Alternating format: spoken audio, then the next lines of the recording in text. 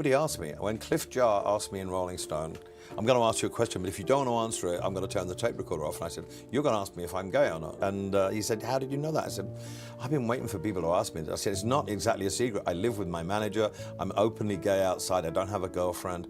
And nobody's ever actually out. I just thought it was common knowledge. Rock and roll has always been a space for rebellion, self-expression, and breaking boundaries. While the genre has been dominated by larger-than-life figures, many LGBTQ+ artists have shaped its history. Today, we're taking a closer look at 8 classic rock and roll artists who were gay or bisexual. Freddie Mercury. Freddie Mercury, born Farrokh Bulsara in 1946, became one of rock's most electrifying performers as the lead singer of Queen. Raised in Zanzibar and educated in India, he moved to England in 1964, where he formed Queen with Brian May and Roger Taylor. His unmatched vocal range, theatrical performances, and songwriting brilliance made the band legendary. Hits like Bohemian Rhapsody, Somebody to Love, and We Are the Champions showcased his talent and creativity. Mercury's sexuality was often a topic of speculation, though he never publicly labeled himself. He once joked, "I am as gay as a daffodil, my dear," but largely kept his personal life private. He had relationships with both men and women, most notably Mary Austin, whom he called his only friend.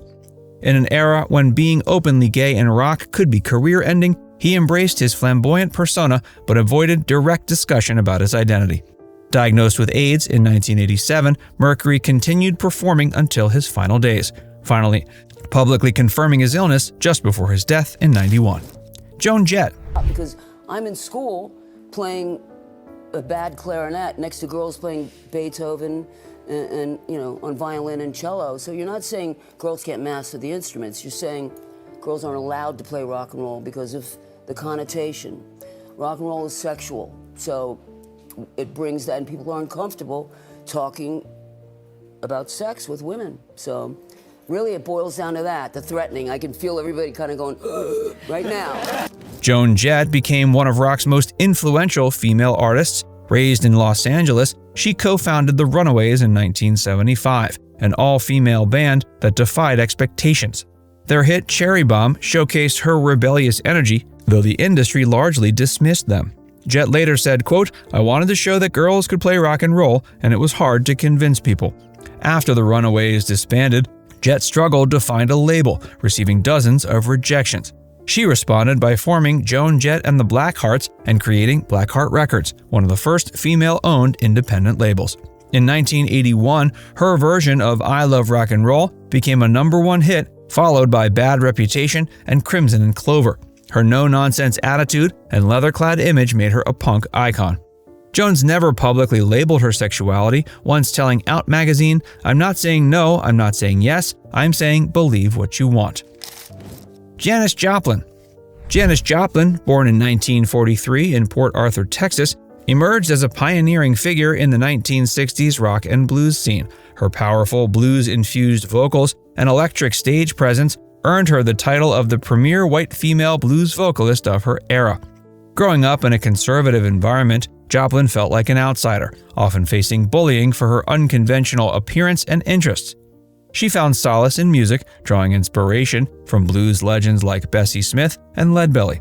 This passion led her to perform folk and blues songs in local venues, setting the foundation for her future career. In 1966, she joined Big Brother and the Holding Company, a San Francisco-based band. Their performance at the Monterey Pop Festival in 1967 garnered national attention, particularly for their rendition of Ball and Chain. The subsequent album, Cheap Thrills, featured hits like Piece of My Heart, solidifying Janis Joplin's status as a rock icon. Her openness about her bisexuality was groundbreaking during a time of rigid societal norms. Her relationships with both men and women were well known, and she challenged traditional gender roles with her bold fashion choices and unapologetic demeanor. This authenticity resonated with fans and influenced her raw, emotive performances. Elton John. Elton John, born Reginald Kenneth Dwight on March 25, 1947 in Pinner, England, became one of the most successful and flamboyant musicians in rock history. His career spans over 5 decades, blending rock, pop, and glam with theatrical showmanship. With over 300 million records sold, he's one of the best-selling artists of all time. John came out as bisexual in 1976 in a Rolling Stone interview, but later clarified in 1992 that he was, quote, comfortable being gay. He faced industry pressures and personal struggles, including addiction, but eventually embraced his identity. He married his husband, David Furnish, in 2014 and became a vocal advocate for LGBTQ+ rights. Beyond music, John's impact includes the Elton John AIDS Foundation, which has raised millions for HIV/AIDS research. His Rock and Roll Hall of Fame induction in 1994 solidified his influence, and his farewell tour proved his legacy is as enduring as ever. David Bowie. Then we deal with, do you mind talking about your sexuality? Sorry, why? Because what was the deal there? You were gay for a while, and then you were not gay. I was just happy. But were you bisexual? Were you pansexual? Were you trisexual? Because I thought being gay was a bit like the Foreign Legion. Once you joined, I didn't think you were allowed back. I was just very, I just got my leg over a lot. And did you have relationships with these people as well, or was it mainly... Not if I could help it. David Bowie, born David Robert Jones in 1947 in London, was one of rock's most innovative and shape-shifting artists. His career spanned 5 decades, blending rock, glam, electronic, and soul music into a constantly evolving sound. From Space Oddity to Heroes to Let's Dance, Bowie reinvented himself time and again, influencing generations of musicians and artists. His alter egos, particularly Ziggy Stardust, blurred the lines between music, theater, and gender expression, making him one of rock's most daring performers.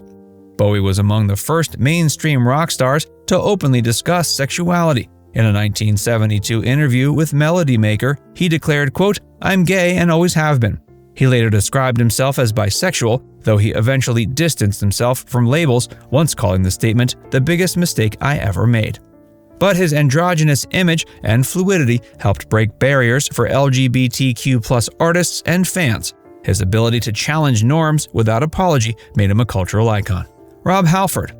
Rob Halford became one of heavy metal's most powerful vocalists as the frontman for Judas Priest. His soaring vocals, leather-clad image, and commanding stage presence helped define the genre. With classics like Breaking the Law, Painkiller, and Living After Midnight, he played a key role in shaping the sound and style of metal. In 1998, Halford came out as gay in a live MTV interview, making him one of the first major metal artists to do so. He later said, quote, it was the greatest thing I could have done for myself. I was living a lie. His revelation was met with overwhelming support from fans and the metal community, proving that his talent transcended prejudice. Whitney Houston. Whitney Houston, born August 9, 1963 in Newark, New Jersey, became one of the most celebrated vocalists of all time. With unmatched vocal power and effortless control, she dominated pop and R&B music, earning 6 Grammy Awards and selling over 200 million records worldwide. Despite her success, she struggled under the pressures of fame, industry expectations, and personal demons. Throughout her career, speculation about her sexuality followed her, particularly regarding her close relationship with Robin Crawford, her longtime assistant and confidant. In her memoir, Crawford confirmed their romantic relationship, writing, quote, we were intimate on every level. We loved each other deeply. However, Houston, under pressure from her family and the music industry, ended the romance, later marrying Bobby Brown. George Michael.